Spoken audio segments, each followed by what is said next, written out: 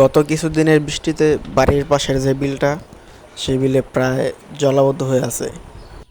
যেহেতু এটা একটা বিল তাহলে এখানে পানিটা আটকে থাকাটাই স্বাভাবিক। তো এটা মানে অনেকটা বর্ষার পানিও বলতে পারেন। তো গেলাম দেখতে যে মানে পানি কীরকম, যে দেখি এলাকার ভাইয়েরা সকলে মিলে মাছ ধরা শুরু করছে। তো প্রথম যে টেডার যে পাটা মারলো, পাড়ে একটা খলচা মাছ উঠছে, ছোটো পোনা। তো এরা বাইরে করতে যাওয়ার সময় একবারে পুরা চটকে গেছে ছোটো মাছ। তো এটা আমি বললাম যে ফালাই দাও, এটা খাইতে তো না, কারণ একবারে শেষ। তো প্রায় অনেকেই ট্যাডা বসি যে যা পারে নেমে গেছে পুরো বিলে মাছ ধরার জন্য। এইখানে আমার এলাকার আমার ভাই অনেকেরাই আছে। তো তারা সকলেই মানে মাছ ধরতে চলে এসেছে। আর আপনারা দেখতেই পাচ্ছেন আমাদের যে বিলটা, এটা মূলত হচ্ছে পুরোটা ধানের জমি। মানে প্রত্যেকটা ক্ষেত আকারে পুরো বিলটা একটা ধানের জমি, মাঝখানে একটা খাল আছে।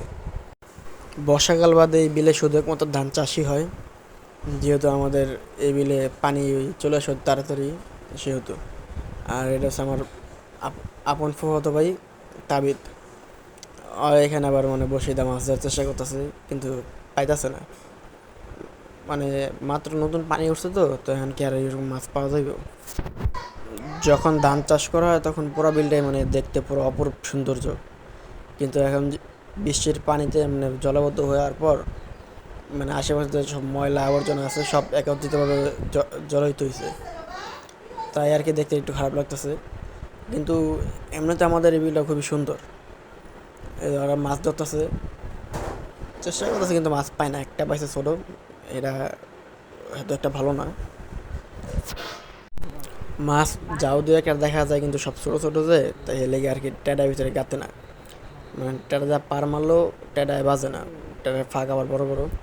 ওই ঝোপটার ভিতরে আবার মাছ আছে, ওই ঝোপটার ভিতরে যাওয়ার আবার একটু রিস্ক হয়ে যায়, কারণ সাপ সুপার একটু ভয় আছে। এখন এর ভিতরে তো আর ওই ভিতরে যাওয়া সম্ভব না। তারপর আশেপাশ থেকে যা পারতেছি তাই মানে চেষ্টা করতেছি ধরার জন্য।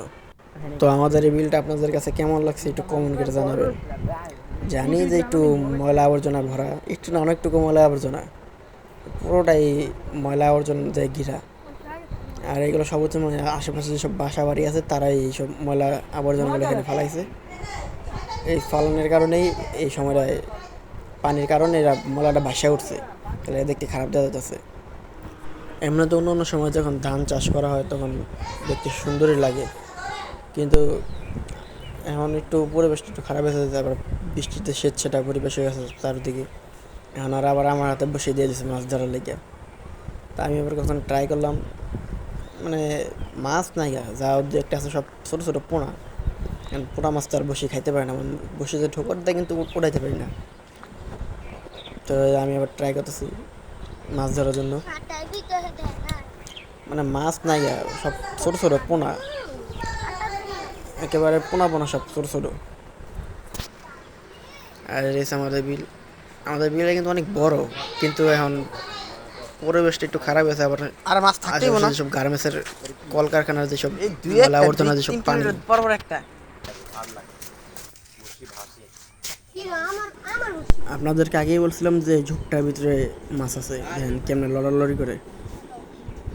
মানে মেইন মাছটি সেই ঝোপের ভিতরে।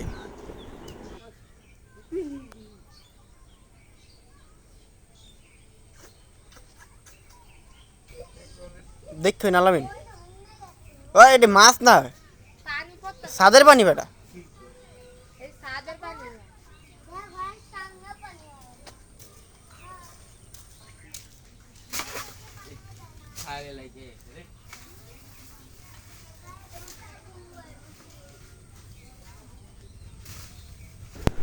আপনাদেরকে বলছিলাম যে ঝোপের ভিতরে মাছ আছে, কিন্তু না, এটা হয়েছে কি মূলত হবে ছাদ থেকে যে পানিটা পড়ে এই পানিটাই এখানে মানে আওয়াজ হইতেছে, এই পানির ফোটা পড়েই পানিতেই মানে এরকম একটা কম্পন সৃষ্টি হয়েছে।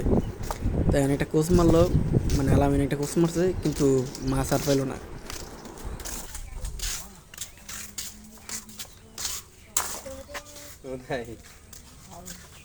ফাও মেরা দেখেছে, ওই যে ময়লা কত ময়লা উঠাচ্ছে।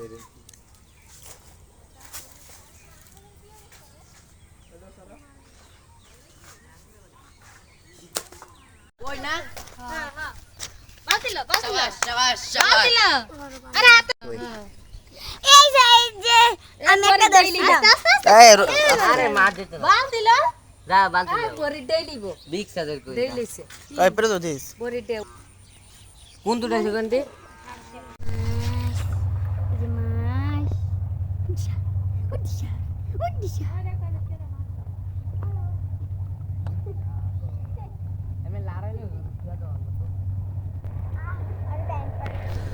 সর্বপ্রথম বড় মাছটা মানে যে একটা কই মাছ পেয়েছে এটা আমার ছোট ভাই তা বেঁধে পেয়েছে। আর মানে ওই যে জায়গাতে মাছ পেয়েছে এটা দেখা যায় এই জায়গায় আরও সবাই মানে মাছ ধরার লেগে বসে পড়তে শুরু করছে, কিন্তু এখান থেকে আর একজন কেউ একটা মাছ মাছ পাইনি। এখান থেকে ধরা লাস্ট মাছটাই পাইছে। তো আপনাদেরকে আমাদের এই মাছ ধরার ভিডিও বা আমাদের এই গ্রাম বাংলার ভিডিওটা কেমন লাগে আপনারা এটা কমেন্ট করে জানাতে। ছোটো ভাইটা যে গেলাম যে তুমি এটা কী দেয় মাছটা ধরলা, পরে আমার দেখাইতেছে মানে ঘাস ফড়িং আছে না, পর ঘাস ফড়িং, এই ঘাস ফড়িং দেয় মাছটা ধরছে। আচ্ছা, আমাদের ভিডিও আপনাদের কাছে কেমন লাগে একটু কমেন্ট করে জানাবেন। আর আমার যে খামার বাংলা 001 চ্যানেলটা একটু সাবস্ক্রাইব করে দিন ছোটো ভাই মনোকিরা।